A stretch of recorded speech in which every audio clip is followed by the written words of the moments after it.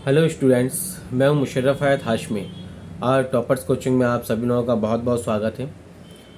ये एक ऐसा प्लेटफॉर्म है, आपका यूट्यूब का प्लेटफॉर्म है जो कवर करता है सीबीएसई और यूपी बोर्ड को, स्पेशली 10th और 12th वाले स्टूडेंट्स जितने भी होते हैं उनमें specially math, physics, chemistry and bio को कवर करता है। ठीक है, तो अगर आप लोग वीडियो पर पहली बार आए हुए हैं तो चैनल को सब्सक्राइब ज़रूर कर लीजिएगा, ताकि आप लोग पहली बार अगर चैनल पर हैं तो सब्सक्राइब कर लेंगे तो नोटिफिकेशन आप लोगों को मिलती रहेगी। बेल आइकन अगर आप लोग दबा लेते हैं तो बेटा आसानी से आप लोगों को नोटिफिकेशन मिलेगी। जब नोटिफिकेशन मिलेगी तो नेक्स्ट वीडियो कब अपकमिंग होने वाला है वो आप लोगों को आसानी से मिल जाएगा, ताकि आप रेगुलरली सिलेबस को या कंटेंट को कवर कर सकते हैं। राइट, इतनी बात तो आप लोगों को समझ में आ गई होगी। प्लस आप लोगों को ये वीडियो एंड तक देखना है कि इस वीडियो में होने क्या वाला है। तो अगर शुरू से लेके बिना स्किप किए हुए आप लोग एंड तक अगर ये वीडियो देखते हो तो आप लोगों को पूरी चीज़ें एकदम रेगुलर तरीके से समझ में आएंगी कि एक्चुअली में ये सब चीज़ें क्या क्या होने वाली हैं। ठीक है, अब दूसरी चीज़ हम ये आपको बता रहे हैं कि ये जो वीडियो है आप लोगों के पास में, ये वाला जो सेशन आप लोगों का चल रहा है, ये है 10th वाली क्लास के लिए, यानी सीबीएसई बोर्ड को भी कवर करना है हमको और यूपी बोर्ड को भी कवर करना है। इन दोनों का मिक्सअप करके हिंदी और इंग्लिश, इसीलिए हिंदी और इंग्लिश दोनों ही लैंग्वेज में कवर किया जाएगा। ठीक है, राइट। तो अभी हम लोगों ने लास्ट वीडियो में क्या देखा था? अभी हम लोगों ने लास्ट वीडियो में ये देखा था, इसी का जो लास्ट वीडियो था, यानी कि ये आगाज़ बैच है, ये आगाज़ बैच चल रहा है और ये स्टार्ट किया गया है 10 मार्च से। ठीक है, अब आप लोगों ने देखा था लास्ट वीडियो में कि हमने लाइट के बारे में यानी फिजिक्स को हम पढ़ा रहे थे। ठीक है, स्पेशली क्लास 10th वालों को सीबीएसई बोर्ड को लेकर के और यूपी बोर्ड को लेकर के चला रहे थे। ठीक है, तो हम लोगों ने जो देखा था वो ये था कि लास्ट जो सेशन था, लास्ट जो क्लास थी, उसमें हमने आपको रिफ्लेक्शन और रिफ्रैक्शन दोनों के बारे में थोड़ा थोड़ा बताया था, एक ओवरव्यू दिया था हमने आप लोगों को सिर्फ उसमें।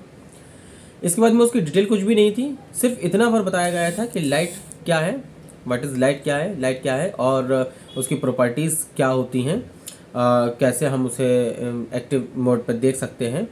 और हमने आपको एक क्वेश्चन भी दिया था, उसमें एक क्वेश्चन करने के लिए दिया था और ये बोला था कि कमेंट्स बॉक्स में आप लोग क्वेश्चन का आंसर करेंगे।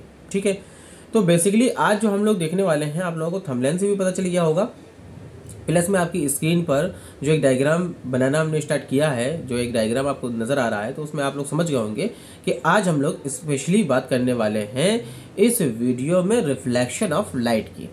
राइट स्टूडेंट्स, तो हम लोग बात कर रहे हैं रिफ्लेक्शन ऑफ लाइट की, कि रिफ्लेक्शन ऑफ लाइट क्या होते हैं एक्चुअली में, इसके लॉ क्या हैं, क्या इसकी थ्योरम होगी, क्या इसका कॉन्सेप्ट होगा, कैसे हम डायग्राम बनाएंगे और कौन कौन सी चीज़ कहाँ कहाँ रिप्रेजेंट करेंगे, कैसे रिप्रेजेंट करेंगे, पूरा ये कॉन्सेप्ट हम इस वीडियो में समझने वाले हैं। ठीक है, तो अगर आप लोग अभी तक बने हुए हैं इस वीडियो में तो अब से लेके मेन पॉइंट वाली बात अब शुरू होती है और अब से लेके एंड तक अगर आप लोग जुड़े रहेंगे बिना स्किप किए हुए तो बहुत कुछ सीखने को आप लोगों को मिलेगा। राइट, तो आप लोग जल्दी से वीडियो को लाइक कर दीजिए और चैनल पर अगर पहली बार हैं तो एटलीस्ट बेटा चैनल को सब्सक्राइब ज़रूर कर लीजिएगा। ठीक है, तो अब हम लोग स्टार्ट करते हैं आज की वीडियो को। और आज का जो सेशन होने वाला है वो सेशन है आपके पास में, हम लोग पढ़ने वाले हैं reflection of light. Right, class 10th की मैं बात कर रहा हूँ। चलिए मैं थोड़ा सा आपको एक ओवरव्यू दे देता हूँ। मैं बात कर रहा हूँ क्लास 10th वाले बच्चों की बेटा। ठीक है, और मैं पढ़ा रहा हूँ आपको साइंस, साइंस का एक पार्ट है फिजिक्स। ठीक है, तो मैं फिजिक्स को स्टार्ट करता हूँ। ठीक है, अब हम लोगों को फर्स्ट ऑफ ऑल पढ़ना क्या है, तो हम लोगों को बेटा पढ़ना है इस वीडियो में जो हम लोग पढ़ेंगे वो पढ़ेंगे हम लोग रिफ्लेक्शन ऑफ लाइट। ठीक है, हम लोग क्या पढ़ने वाले हैं, reflection of light. Hindi English दोनों में ही मैं बताता जाऊंगा। इसे हम बोलते हैं प्रकाश का परावर्तन। ठीक है, इसे हम लोग क्या बोलते हैं, प्रकाश का परावर्तन बोलते हैं। अच्छा, अब मैं क्या कह रहा हूँ कि प्रकाश का परावर्तन क्या होता है। देखिए समझने वाली बात बेटा ये है कि आप लोग सुबह जब स्कूल जाते हैं या घर से कहीं पे भी निकलते हैं, सुबह उठते हैं, मुँह हाथ धोते हैं, नहाते हैं, फिर जब कपड़े वपड़े आप लोग बदल लेते हैं, चेंज कर लेते हैं, उसके बाद आते हैं आप लोग एक बहुत अच्छे आईने के सामने, जिसमें आपका फेस बहुत खूबसूरत सा दिख रहा हो। फिर आप कंघी भी करते हैं, पाउडर भी लगाते हैं, क्रीम भी लगाते हैं और तैयार होते हैं। और तैयार होने के बाद में फिट एंड फाइन होकर के फिर आप हम घर के बाहर जाते हैं। तो यही कहानी है रिफ्लेक्शन ऑफ लाइट की। मान लीजिए कि आपके रूम में कोई भी लाइट नहीं जल रही है, आपके रूम में कोई भी लाइट नहीं जल रही है, बट फिर भी आपके रूम में आईना है। ठीक है, मिरर है आपके रूम में, और फिर आप तैयार होकर बता दीजिए तो आप तैयार नहीं हो पाएंगे। मतलब सिर्फ मिरर के सामने खड़े होने से आप तैयार नहीं हो सकते हैं, आप अपना फेस नहीं देख सकते हैं, आपको उसके लिए भी लाइट की ज़रूरत पड़ेगी। जब आप रूम की लाइट जलाएंगे तब आपको आपका फेस, आपकी पूरी बॉडी मिरर में आपको दिखाई देगी। इस बात क्लियर है ना। तो ये जो मिरर लगा हुआ है, ये मिरर किस बेस पे काम कर रहा है? यही तो बेटा काम कर रहा है रिफ्लेक्शन ऑफ लाइट बेस पे। यही तो है रिफ्लेक्शन ऑफ लाइट, इसी को तो कहते हैं रिफ्लेक्शन ऑफ लाइट। अच्छा, दूसरी चीज़ आप ये देखिए, मैं आपको एक बात बताऊं, आप एक कार में बैठे हुए हैं, जिस सीट पे ड्राइवर है या ड्राइवर के अपोजिट में जो बंदा बैठा हुआ है, उसके साइड में 2 मिरर लगे हुए हैं। और वो मिरर क्यों लगे हुए हैं? ताकि उस मिरर की सहायता से वो उसकी हेल्प लेकर के अगल बगल में निकलने वाले जो कार वाहन वगैरह होते हैं उनको वो देख सके, डिसाइड कर सके कि हमको किस वे में चलाना है गाड़ी। तो वो जो मिरर काम कर रहे हैं, वहाँ पर जो मिरर लगाया जा रहा है, ये कंडीशन क्या है? ये कंडीशन रिफ्लेक्शन ऑफ लाइट है। यही कंडीशन रिफ्लेक्शन ऑफ लाइट का एप्लीकेशन है, रिफ्लेक्शन ऑफ लाइट का एग्जाम्पल है। तो आपको बहुत सारी जगह देखने के लिए मिल जाएगा रिफ्लेक्शन ऑफ लाइट। आपने खेल किए होंगे बचपन में, एक आईना लेते हैं और फिर उसको सूरज के सामने ऐसे लगाते हैं, थोड़ा सा तिरछा करते हैं, दूसरे के चेहरे पे लाइट चली जाती है, उसको थोड़ा सा परेशान कर लेते हैं हल्का फुल्का। तो ये क्या था? वो क्या था आखिर? वो भी यही चीज़ थी। वो क्या था? वो भी यही चीज़ थी, रिफ्लेक्शन ऑफ लाइट ही था। बात समझ आ रही है ना? वो भी रिफ्लेक्शन ऑफ लाइट ही था आपका।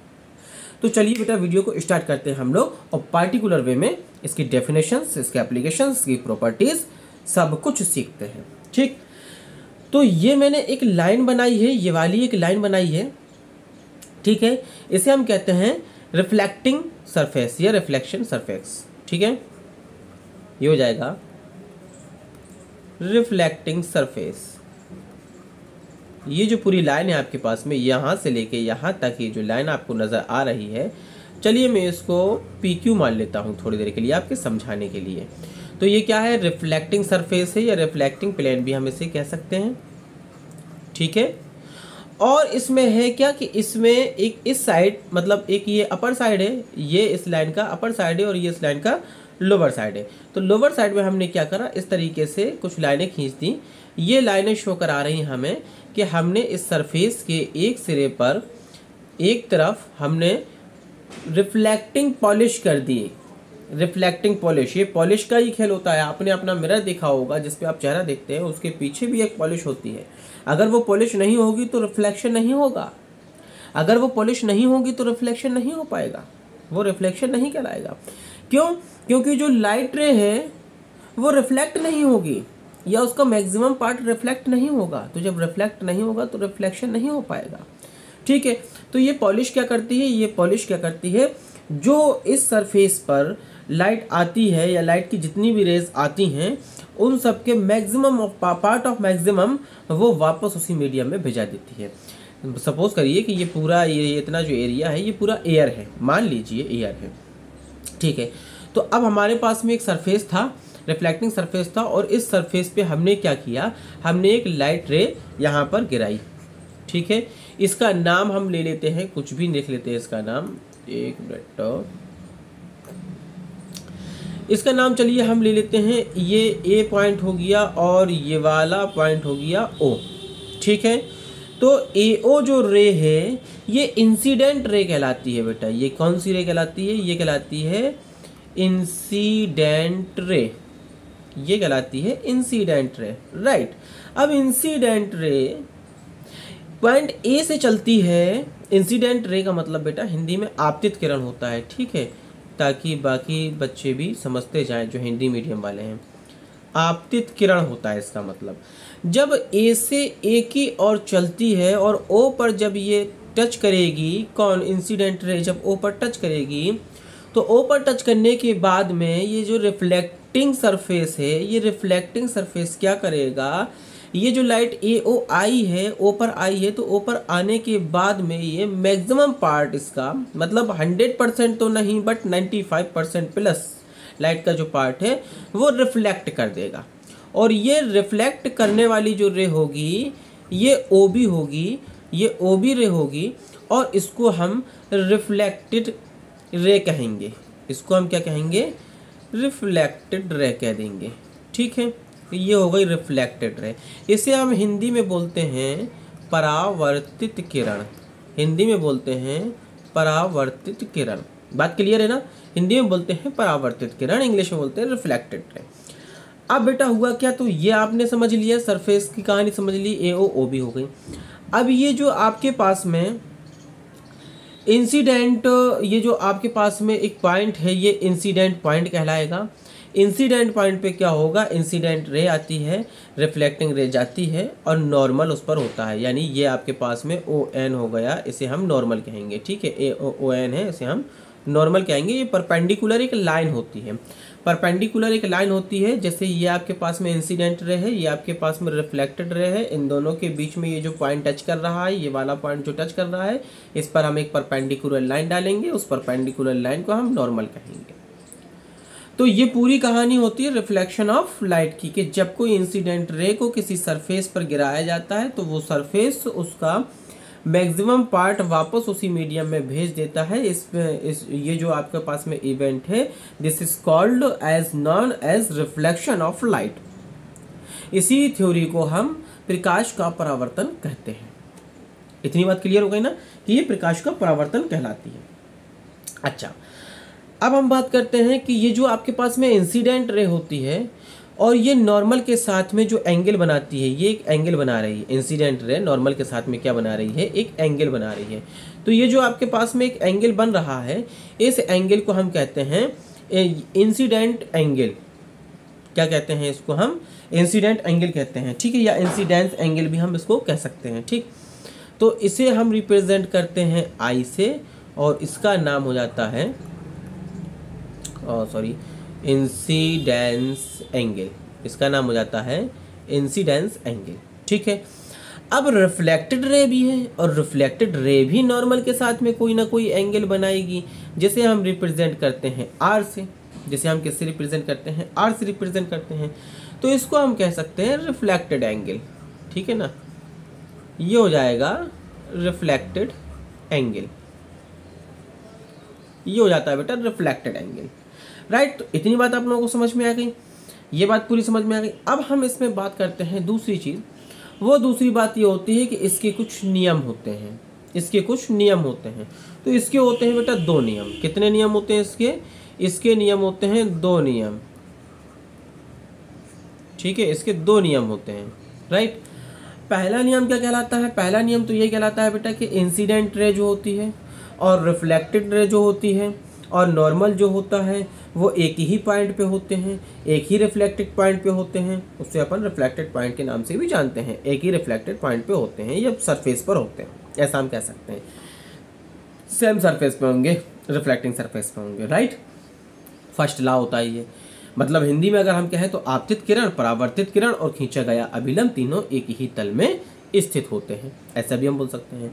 And the second law of reflection of light, the second law of reflection of light we called as known as incident angle is equal to reflected angle.